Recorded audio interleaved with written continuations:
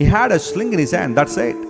కానీ దావీదు మాటలలో తెలుసా, ఇదిగో నువ్వు జీవం గల దేవుని సైన్యాన్ని తిరస్కరించావు కాబట్టి నీ తల తీస్తా అన్నాడు.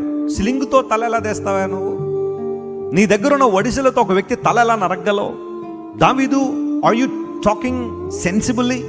నువ్వు నిజంగా జరిగేదే మాట్లాడుతున్నావా లేదా నోటుకొచ్చినట్టు మాట్లాడుతున్నావా? నో, నేను చేస్తానా పని అన్నాడు. ఎలా అంటే ఆ తర్వాత చేశాడా లేదా అంటే, ఆ గొల్యాతు కత్తినే తీసుకుని గొల్యాతుని ఏం చేశాడు చెప్పండి?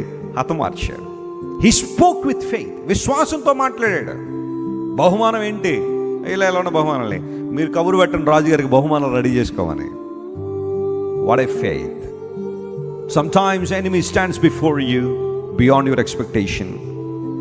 నీ ఊహకు మించి శత్రువు నీ ముందు నిలబడొచ్చు. నన్ను జయించలేవు, నన్ను పడగొట్టలేవు, నీ జీవితాన్ని అంతం చేసేవాడిని నేనని బహుశా ఎవరైనా నీ ముందు నిలబడి సవాలు చేయొచ్చేమో. ఆ టైంలో నువ్వు చూడాల్సింది నీ బలాన్ని కాదు, లేదా నీ శక్తిని కాదు, కానీ ఎవరి బలాన్ని? దేవుని బలాన్ని. ఆయన కదా కార్యం చేసేది, ఆయన కదా నీ పక్షం నిలబడ్డాడు.